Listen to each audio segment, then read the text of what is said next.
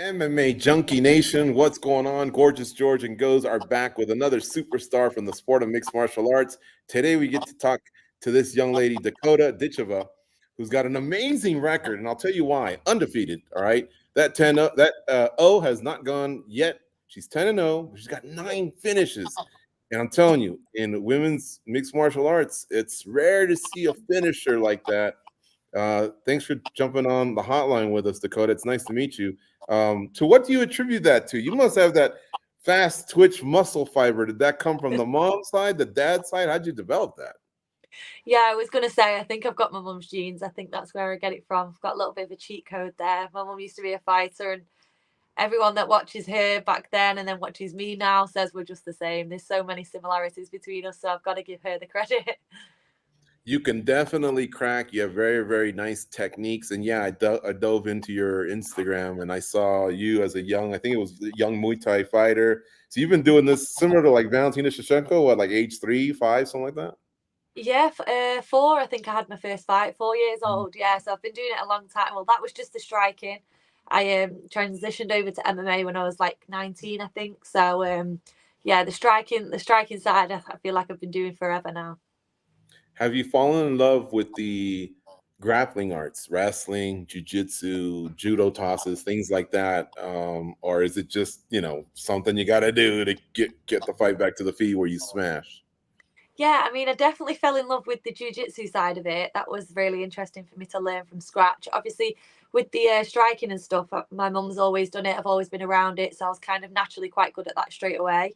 But when I transitioned over to MMA and I was learning like the wrestling and the jujitsu, it was kind of like falling in love all over again with a different sport, which was nice. It was a new challenge, something completely different to what I'd done before, the groundwork. So yeah, I definitely had to fall in love with it. But I suppose parts of it I don't like. Like sometimes the wrestling is, I just think, oh, get frustrated with it. But I love it all, and you have to love it to be able to do this sport. That's for sure.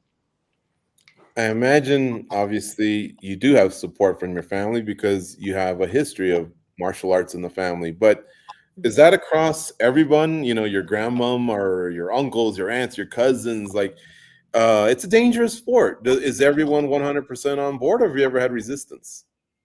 I've never had resistance, but I mean, it's not something that I think many people would choose for the daughter or the granddaughter to do. My nana, she never used to watch me. She actually came to my last fight when I won the PFL Europe belt. That was the first time she'd ever been to like a show before. She never watched my mum when she used to fight because she didn't like it. So it's not something that she wants me to do, but she knows how much I love it and I'm good at it. So same with my dad. He doesn't necessarily want to see his daughter get in the cage and fight. He's nervous every time, but he's always there to support. Obviously, it's something that I love to do, and it's what I want to do for my future. So they just support that. Do you think you want to do this sport for a long time? It's obviously a lot of wear and tear. And the reason I ask is, as I was perusing through the Instagram, there's a picture where you're all dressed up, right? And even you mentioned you should have seen me earlier today, but you're wearing a black outfit. And I was thinking, wow, with those kind of skills, like I could see you doing like what Charlize Theron did in Atomic Blonde or something like, what I mean? An action star. So like, is this just basically what you want to do, or do you want it to lead into other things? No, I definitely want to keep fighting. Not for the rest of my life. There's still going to be like a point where I want to retire and be able to have a family, and go on to other things, like you said, get into acting, or I'd love to like present or commentate, or I feel like times have moved a lot now, and this sport provides so many different opportunities for you. So I definitely like to go into other things and use the hard work that I've put into fighting to provide other things. But I definitely want to make sure I get to the top before I go anywhere else. That's for sure.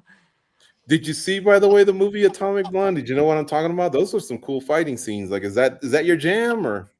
Yeah, I mean, I'm not the best. Like, people always say to me, like, would you do modeling, things like that? And I'm like, I'm not the best actor. I can't pose for the camera unless I'm hitting some pads. So I definitely have to have a bit of practice, but it's something that I'd 100% go into. Yeah. Mhm. Dakota, so WMMA now has a good history, right, of fighters that have come before you.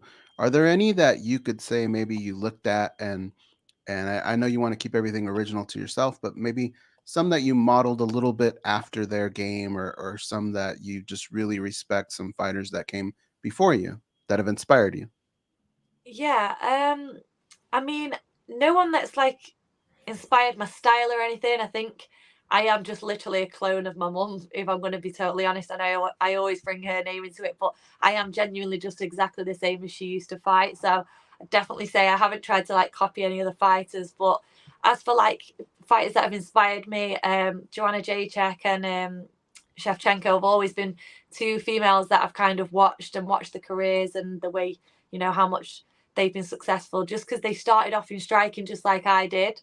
So it's kind of like, I watched them when I did Thai boxing, and then their transition and how well they did over to MMA was kind of something that I just carried on following. So I definitely say them two in particular that kind of inspired me to make that transition. Felt like, I could do the same thing. Well, this is about as early as it comes in the year. George mentioned it. You have a great record, great finishing rate. Yeah. If we had this conversation same time next year, what do you think we would be talking about with you? You'd definitely be talking about my new belt, which will be a world championship belt for sure. I'm hoping that this year, whether it's in a tournament or after a few fights, I end up with the PFL, world championship belt. That's kind of my goal when I signed with PFL, was to win the Europeans and then go on the next year to win the worlds as well. So that's still at the top of my mind and what I'll be focusing on, to achieve by the end of this year for sure. What have they shared with you? Because we know they have a history with lightweight. Then they kind of shelved that and they did featherweight last year. Now you compete as a flyweight, if I'm not mistaken. So have you heard anything about a new weight class opening up, or do you plan on moving up? To be honest, I haven't heard too much. I am waiting. I saw my manager again today, and he just said that they're coming back to him early next week, so I'll know more then. But as for like things that have been floating in the air, when I originally signed, I signed to do the European Championship, and then the next year they were going to run the flyweight for the worlds, which would be a new category, because they haven't got that yet, like you said. Um, with the signing of Bellator and them taking over that, and then they've obviously got plans to go to Saudi Arabia, I think, as well. A lot of things have changed, I think, with PFL now. They've got so many different things going on that I think they're just reevaluating everything and seeing what they're going to do. I don't know whether they're going to do the flyweight tournament for the worlds or not. I think they might keep it for the Europeans. I'm not sure, but I should know more next week. I'm in that in between stage where I know just as much as everyone else at the moment. Hmm. Um, you know, this next question is almost going to sound like, "Hey, bro, I'm still fighting here. You're shoving me out the door. I'm not doing that." Um, but you mentioned something. You said opportunities are opening up, in mixed martial arts for women. Do you want to commentate at some point, like what Laura Sanko's kind of doing with UFC? Is that something you meant, or another role? What did you mean by that? I guess is what I'm asking. Yeah, no, roles like that, I'd love to commentate on future fights and obviously female fights as well. I love what Laura Sanko did, being the first woman to do that. I thought that was amazing. Like, I want to see more of that.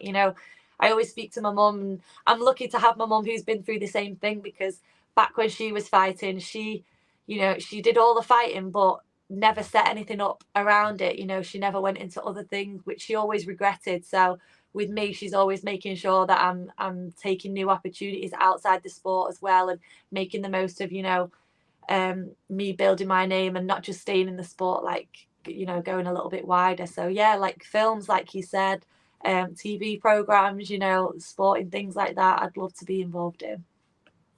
Habib Nurmagomedov retired undefeated, and that is rare, especially when you Yeah. uh, reach the heights of being a world champion and having title defenses. And of course, we were left thinking he left in his prime. There's more to give, possibly break more records or whatever. But there is like this affinity and appreciation for, just never having lost. How about for you? Because when we ask fighters about, being undefeated, the pressure, they always say, well, I'm going to lose. Everyone loses, right? But here we have a case where someone didn't. So how about you? Have you ever observed his retirement and just thought, no, that's the way to do it, even if it's a little sooner rather than later? Or do you not consume yourself with being undefeated? Yeah, no, I do. I don't want to give up the go that I have at the end. 10-0, 11-0. I want to keep going like that. People do say, like you said, oh, even the best people lose, and it's true. The best people do lose, and they come back. Some come back, and some it breaks them. For me, I totally understand that the best people can lose as well. But I think sometimes fighters get a little bit complacent, and they lack in training a little bit, and they get too comfortable with being the best. And I think you don't have, as much as I think you can lose, you don't have to lose. Like he said, Khabib went all the way and did a clear record. It's possible. You just have to not take for granted where you are and not get too confident in your abilities and stuff. Keep working hard, stay humble. And I think that's my approach. I'm going to 100% try and stay undefeated. I'm not expecting at some point in my career to lose. That's not the mindset that I have. I definitely want to keep going. If I can get an unbeaten record and be the #1 pound for pound woman, then I'm going to do that. I'm not looking for a loss, and I'm not going to accept a loss. And if I do lose, it's my fault. I'll take all responsibility, but that's not what I'm going to be going for. Well, I have a crystal ball off to the side, and unfortunately, I got to tell you, you are going to lose this year. Except I'm not talking about you. I'm talking about your Man City team. They're going to lose to Manchester United on March 2nd. And guess what, Dakota? We're going to rub it in your face. Even though you guys have been a successful side for the last 10 years, the tide is turning, so take that. I hope we've got an interview scheduled for after that game. Let's look. What's March 3rd? Let me see what March 3rd is. I'd love to talk to you the next day. It's a Sunday. How about March 4th? Expect me to come on in my City shirt. March 4th. How about that? We'll book it right now, and someone's going to eat crow. How's that sound? Let's do it. All right. Hey, it's been a pleasure meeting you. What an outstanding start to a career that you have. And I know that the future's bright because you do have some skills.